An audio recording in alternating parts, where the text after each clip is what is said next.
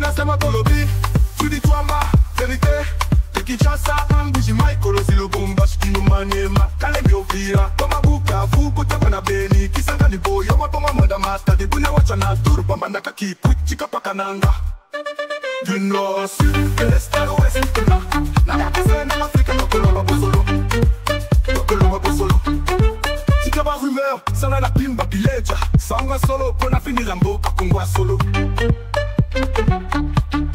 Ima bileja Parole libre, esprit critique, journaliste ya écolo Français, lingala, swahili, chiluba, kikongo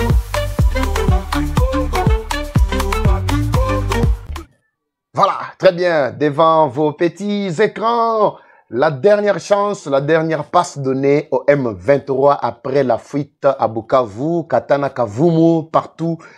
Qu'est-ce qui reste encore de cette coalition terroriste? Tshisekedi vient de prendre de grandes décisions en rapport avec les assises qui s'est tenues à Ruto, plutôt en fait, chez Ruto, voulais-je dire, Nakatia Kenya, comme vous le savez très bien, Zali, na Nairobi, et pas Iwapi Kabila Sangisaki, Batunaye, na Bambongo, na Bafayulu, tout ça, Bengisaki, Bango Poete, pour parler, et Salema. Alors, Nakati, il y a terrain, qu'est-ce qui se passe?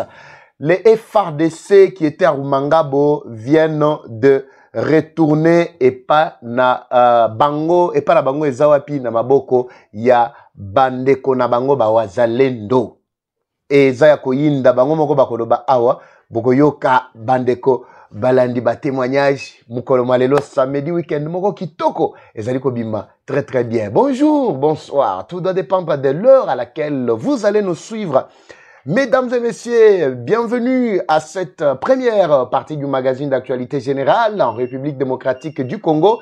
Eva Patrick, Eva Chou, Bisoto Robeta Machiti, Nati. Donc, Atakura et Pessi Moboul, mais nous sommes toujours obligés d'être là. Mikolo, non, Monique, non.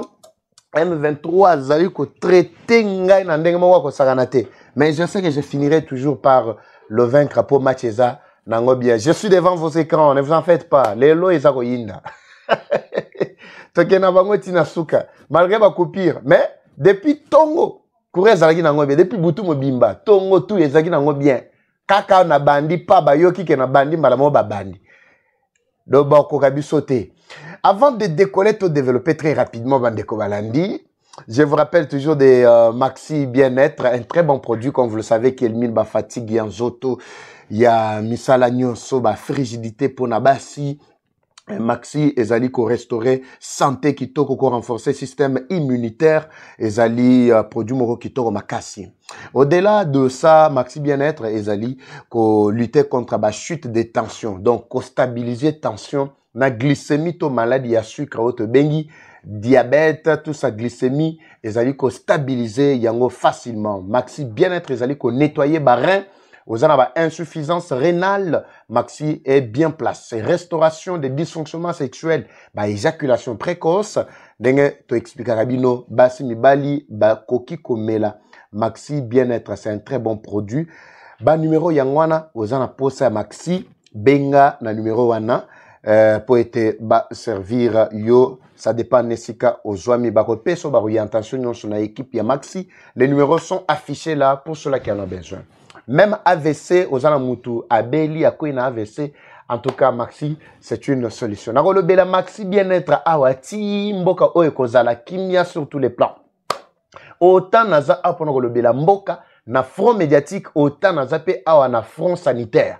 Parce que la santé n'a pas de prix. Sur la santé qui est au côté, moyen olo bandeng na zolo baboe, ezate. Moyen yo kangane na zolo baboe, ezate. Merci. Tozo décoller Bandeko Balandi. Ezako Yinda avec 2-3 sujets que nous allons développer pour aujourd'hui. Papa Eva, Kobaka na dossier, il y a Kingdom Protection Security. Oui, c'est un dossier très sensible. C'est pourquoi nous avons étape par étape avec tous les éléments. Nabi omoniga nenga tozo nyoko mabona mamoba courant. Alors on ne peut pas être pressé parce qu'il faut que bakondiba yoka. C'est un message tozo interpellé de vice-premier ministre ya intérieur. Ayebana koyoka biso tango to kofandela kwa mikolonio ce dossier wana Kingdom Protection ayeba parce que dernièrement bomonaki que makambo komi nango kobima bazo kanga batu mo boye. Les gens qu'on avait toujours melisi bango ka ba vener à mabe. Et aussi na Manono. Manono, ce qui est en train de se passer. Bakonzibo fongola matoi, je vais parler également de ça en passant. Na Manono, il y a quelque chose qui ne va pas. Kuna na Manono. Entre Bandekonabiso, il y a Grand Katanga, Nabikolo Mususu, il y a Congo. Ezali stigmatisation, il y a dossier par Batu Oyo Bazaku Tuatana nationalité congolaise. Batu Logola ba Moïse Katumbi, Bakabila, Batouana, ce sont eux qui sont derrière ça. Je vais parler de ça également, Bandeko Balandi. Très bien. Bimba Bileja. Nangina mono derrière ba commentaire Bimba Bileja. On a zo Bima déjà Bima déjà en live. Voilà, Bimba Bileja. Bandeko Balandi. Tozali nakati ya ligne de front. Plusieurs lignes de front ezali renforcées par les FRDC. Rumangabo est commis menace ya makasi. Ezana bandeko na biso ya FRDC bokoyoka bango awa. Bakangaka bango na baseri oyo ya janvier. Bamsu na 2027-28. Bamsu na le 30. Bamsu na début février. Pendant même mois ya février mobimba. Les M23 bazalaki ko kanga na makasi. Les FRDC bazalaki kuna. Bazo tinda bango nanko. Même la police. Bazo kanga bango babi. Bazo tinda bango na formation militaire. Vous vous rappelez dernièrement awa. Ezana ba policier moko soi-disant. Oye bazala ko tout à tolo ke baza ba policier. Pourtant, musu ba policier bazala ki mke kati na bango. Ebele bazala ki ka ba jeune o ba kanga ki nanko mais ba M23 ba yena ba tenu ya sika ya la police. Ba lati si bande kona biso wana, ba lobi si ba tuna bango moko bazala ki wana na kati ya tenu po ba lo ba bolamu ke ba sepeli ba kende kosa la formation militaire na Rumangabo. Bolandaka awa basalango pe moi makelele trop plus de 2000 et 4000 ont accepté volontairement d'aller faire la formation. Il y a la police pour sécuriser ba pays na biso, c'est pour 2 semaines seulement.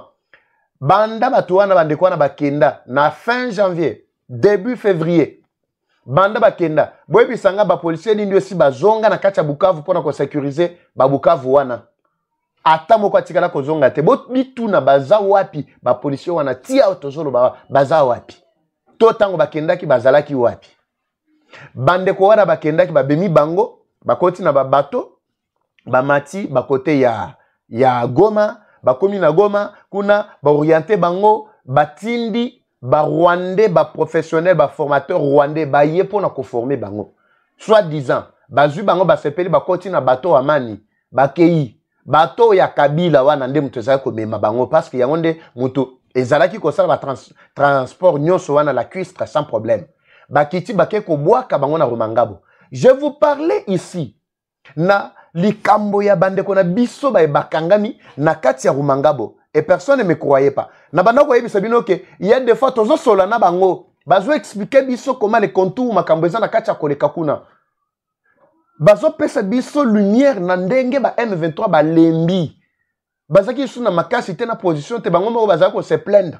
Ezana ba proche moko bazalaki wana parmi ba source na ngai o ezalaki soki ba koti na ba réunion stratégique bango ba bibendi à côté papa eva yoka. Balingi ba sala boy, yebisa gouvernement sala boy, yebisa do bazalaki tellement ebele mais bato bazalaki ko croire ngate. Moko komona nazo pesa boy non papa eva yo lukuté leki tout ça. Oui, effectivement M23 soka zola nanga awa, il faut komakaka keza lukuta.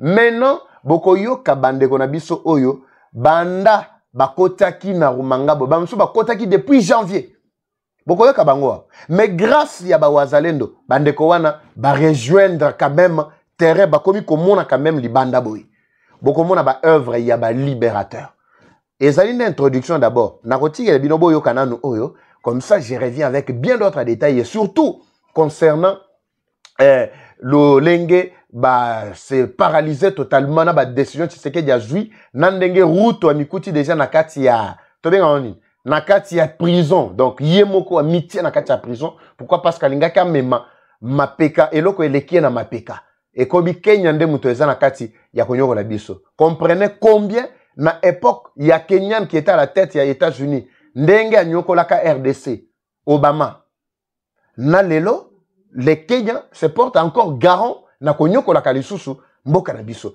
nalingi natikela bino d'abord témoignage ya bandeko na biso eza nango na lingala mpo bato nyonso bayoka comme ça to revenir plus tard mais avant tout soko nano s'abonner te s'abonner na chaîne na biso Eva Patrick TV au partager na bandeko mosusu ba découvrir biso bayeba que nous existons pour détruire le mensonge ya munguna et puis pour mettre la lumière na place publique tolanda bango nanu ti bazo expliquer ba contour nyonso en tout cas ti bazo expliquer ba contour nyonso on se retrouve tout juste après merci c'est parti mbote na bino nyonso en tout cas toza vivant biso bango toza na maboko mina biso tomoki déjà maboko ya M23 kuna tozalaki na Lumangabo pasi na pasi ezalaki nde trottir moko ya haut niveau awa en tout cas tokomi na mpepe komi koleka biso tokomi pa na biso tolie tolali tolamuki en tout cas na makasi nyonso makasi ya kolo nzambe na bandeko na biso bazalendo en tout cas na général nzambe abatela ye la façon nyonso atambusi biso awa ti tokomi awa ti lelo toza boye eza maboko na ye toza maboko na ye na nzambe apesa ye bomengo mingi na place nyonso bozolanda biso bango biso tozali balisho tokufi te toza vivant tochomoki na maboko na bango mais maboko nyonso eza na maboko ya kolo nzambe makambo nyonso kombo na ngai lieutenant Mwamba Mukalai Delphin partout baebi unité ya 13e régiment na Lubumbashi na kati ya GR nga adida Mputu Kalamba Caleb nazokomisa nzambe ndenge akomisi biso jusqu'à présent tozalaki na maboko ya munguna tochomoki ye vraiment na ndenge moko ya koloba te nazopesa bino courage soki oza penza vraiment congolais obondela mpona biso nyonso toza mazanga moko te toza ebele bamosusu mpe batikali bamosusu mpe toza na bangwa ngai premier sergent major Miano Sabuke Lazare na kati ya 11e brigade na premier compagnie ya makapitaine Masasi bandeko na ngai bomona ndenge tokomi ezalaki makambo ya mboka ezalaki mpona na nini na biso te volonté na biso te me tonyokwami bato bakufi tala nzoto ndenge ekomi soki ezalaki mpona baninga toluka mwaye tobima te ntango mosusu mpe tenga tozala na vi te mpo tokomi deja bamoribon botala kaka ndenge tozali tokomi bamoribon me ya solo eloko bandeko na biso bazalendo basali mpo na biso ata président de la république ozoyoka makambo oyo kotika bango te kotika bango ata moke te mpo biso tozalaki mpe likonzi ya mboka tosaleli mboka mpe mbula ebele me eloko oyo ezwaki biso bon eza mokili soda ndenge asi alapa ndai na si ya nzete ya drapeau oyo nyonso akokutana nango akozala subi nango soki akufi te tozali tokokoma bandeko na biso awa naza na litondi doke litondi moko ya kosakana te me nzoto nde eza malamu te oyo bokolanda ngai toza koya bakosunga biso tokokoma merci na bino ngai soda 2e classe nauti na kati ya Rumangabo banda le 27 janvier 2025 namoni pasi makasi na kati ya mboka Rumangabo me lelo nabimi na kati ya maboko ya banguna naza awa na maboko ya bandeko na biso bazalendo nde basali mpo nazala boye nalingaki nakufa me nakokufa lisusu te bandeko na biso FARDC bomona biso nde tokomi tonyokwami fort totamboli na parke nasali 5 jours namelaka mai te masuba na ngai nde mai na ngai nasuba nazomela me lelo nameli mai nalie nalali bien me eloko mosusu nazoloba fati pesa bandeko na biso bazalendo bomengo na chance ya mingi nasepeli fort lelo kombo na ngai Nyengele Chizanga Augustin na kati ya 11e brigade RR intervention rapide na 2e compagnie kombo na nga Kayemba Ilunga Gelov nga nasepeli makasi donc place na bimi na uti na liwa bandeko ebele bakufi me biso tobimi nzambe abatili biso ti tokomi awa bandeko na biso babateli biso bazalendo babateli biso tinde tokomi bakomisi biso iseka tokomi awa tolie tomeli donc moi faut que sezongi donc soko moni biso kolela mais président kotika bango te toza moi Sénégal awa nda bateli biso donc tozwi na force eloko nyonso tozangaki tozwi yango awa eloko koloba eza te bandeko na biso botala biso nde tokomi eloko ya kolia eza te ya komela eza te nzambe nde asali mpo tokoma ngai naza na 23e brigade ya 3e bataillon ngai kayemba ilunga gelor ngai soda ngamala kwili ojas asepeli mingi na bandeko na biso bazalendo ndenge babateli biso ti tokomi na esika oyo touti na esika ya pasi na maboko ya bangunia moyen eza te liwa eloko pamba koboma eloko pamba bandeko na biso bazalendo babateli biso bazwi biso ti bakomi na biso awa asepeli na yango président asimba bango ndenge asimbaka bango atika bango. Donc souffrance moko ya kosakana te bino moko botali bomoni en fait comment bandeko na biso na kati ya Rumangabo baza na kati ya konyokwama avec soi-disant les libérateurs soi-disant bomoni bino moko.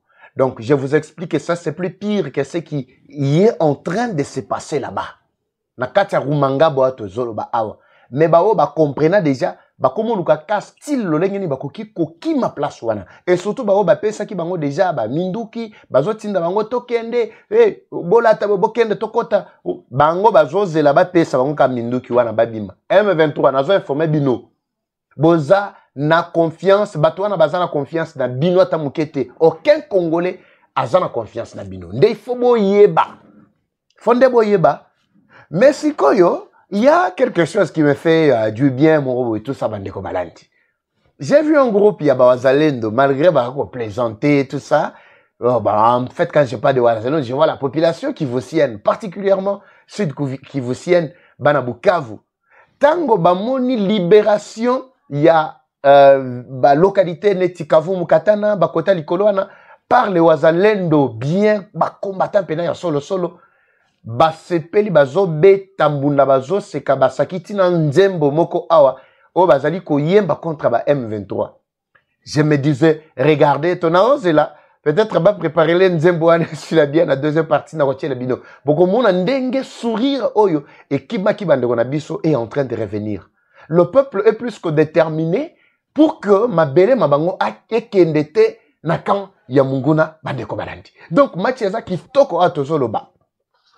Lobi na bisaki bino na émission lekaki bolanda ki angote fo bolanda na mamatali bombardement banani ba bombarder to yebité bon papa evolobaki l'armée burundaise olobaki FARDC tout ça na yebité mta bombardaki na yebité bombardement moko salemi na axe mobiba Nyangezi Kamanyola Nyangezi jusqu'à ce que banyanga la kata ba repousser bango ti baeti bakota Kaziba siko bamikuti ke bakomi entre Kaziba batali ke koto soto ke hiver Bukavu et kozala passe pour Bukavu déjà et komi nango système moko vraiment tozo yebate tokola mukandenge ni tokola la ndenge ni koto soto kimeli côté ya Kamanyola ba axe donc ba fini bango ndenge to ba confiner bango na kati ya Nyangezi lobby les FARDC en train déjà de monter vers la ville de Bukavu pour récupérer, restaurer déjà l'autorité de l'État dans toutes les localités. Tshisekedi a pris résolument cette décision depuis Mukoloma Lobi Loleki. Son plus grand souci, c'est quoi? Parce que Hollanda qui conseille des ministres et Salama qui lobité. Son plus grand souci ici, c'est que cette affaire-là prenne fin complètement parce que Tozo Kende, le 40e, le déjà le 16 août. Donc des abos sont commis le 25 et le 27 plutôt, déjà 60 jours et Kotik a uniquement 30 jours pour que les États-Unis viennent maintenant examiner le terrain d'investissement Makassi Banda. Effectivement, parce que dès lors, ça qui est allé à 90 jours. C'est alors que tu sais qu'il dit dans son propre pouvoir. Alors qu'avant tout, c'est là que les Américains viennent et commence à instaurer tout ça, nous devons déjà remettre l'autorité de l'État sur toute l'étendue du pays. Même au Babuzobo,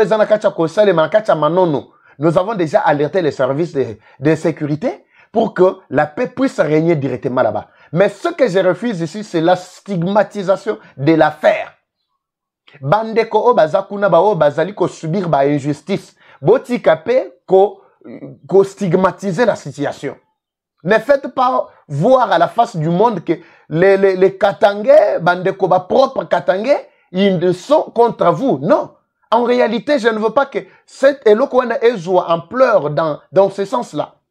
Majorité à bateau bazali ko instrumentaliser ba jeunes ou ezalika ba étrangers.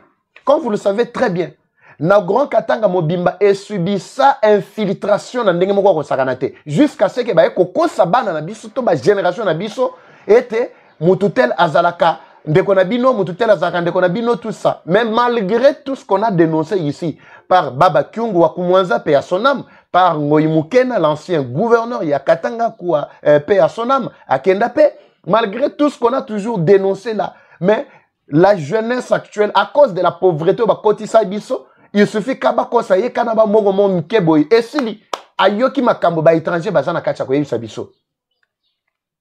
Kabila réussit à semer trouble, à semer désolation, à endeuiller Bandeko Balandi toutes les communautés presque vivant en RDC. Parce que c'est un mercenaire Moutoya qui uniquement avec l'objectif de tuer, de détruire.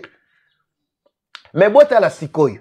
Akeko instrumentalisé bango balobaki keno ya botami na ewabora.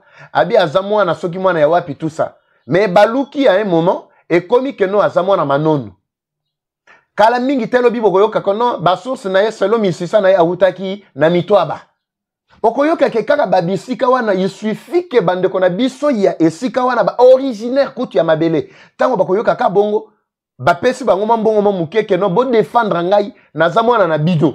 Ndenge ayebisaki ngoyimuke na lobi me batu nyonso bayebi ke naza Rwandais naza Burundais naza Tanzania na wuti nanga ba côté wana. Comme preuve, lingala oya pamba na ebite. Soit ili oya biso ba katange ibanite. Mais bosala tout en tout cas na botama na grand Katanga. Boluke na ngata moi village moko na Katanga. C'est alors que baluke li village. Cela ne veut pas dire que ça lui donne déjà le pouvoir ko instrumentaliser bino. Bo banda ko bundisa bikolo mususu o ezali na kati ya mabele wana. Tolandi ba video eza ko tambola awa. Bazali ko bundisa bandeko bakinois, bandeko bakasayen, bandeko ba Congo, ban tout ça.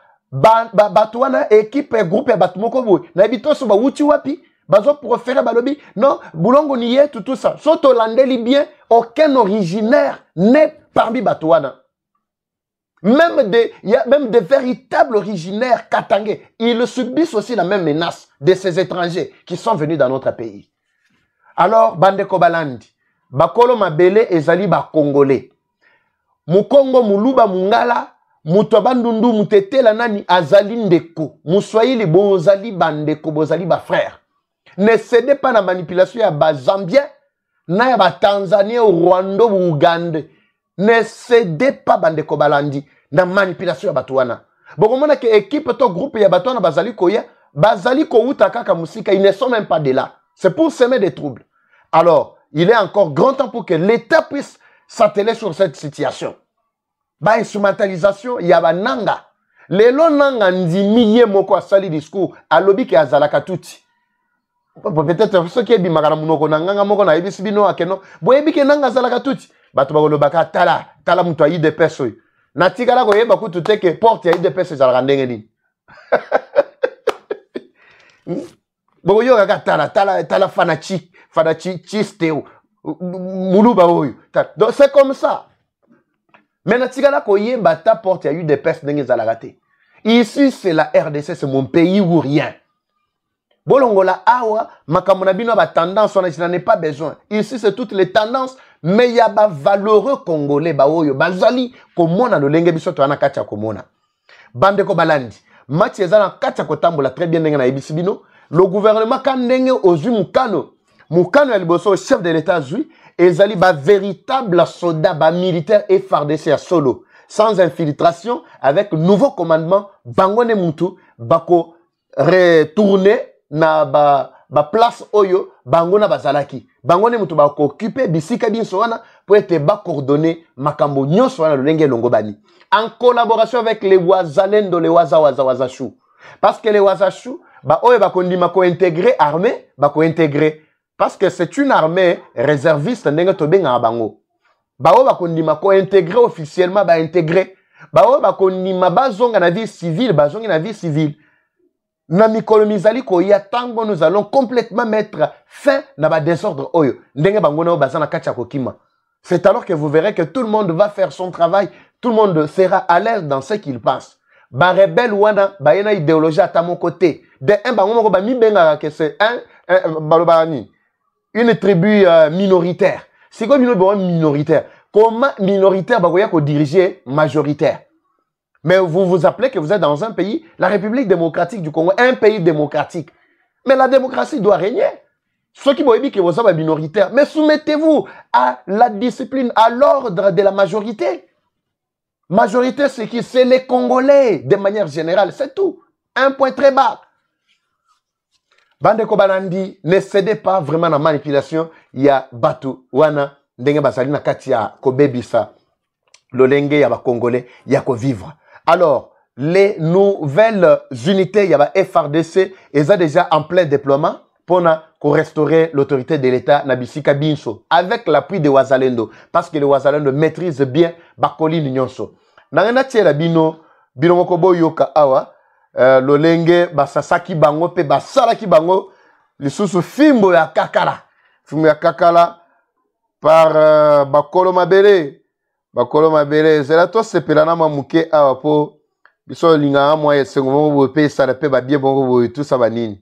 Je retrouve très rapidement Bande Kobalandi. Le message tozali na kati ya village nini voilà tozali na Rurinyi ezali wapi ezali na Chizuka groupement ya Rurinyi Chizuka ezali moko ya agglomération munene na kati ya groupement ya Rurinyi territoire ya Mwenga boyoka bandeko wana tango bamekaki kokota na Mwenga parce na bisa bino ke Mwenga axe mobimba Shabunda Mwenga Kamituga bakote wana en tout cas ndenge vraiment elamba mina ba waza surtout Dawidi le libérateur en tout cas batika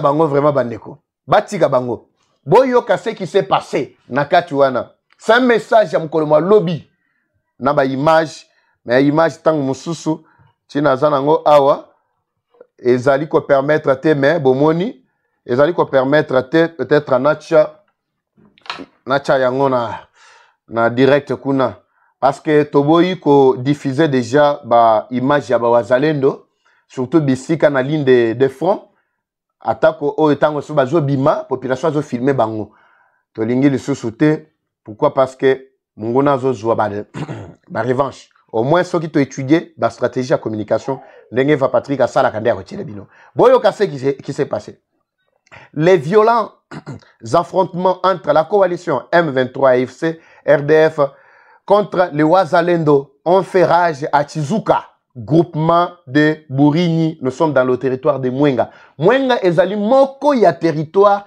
ya Mboka plutôt ya Sud Kivu. Boyo kase qui s'est passé là-bas Bande Kobalandi.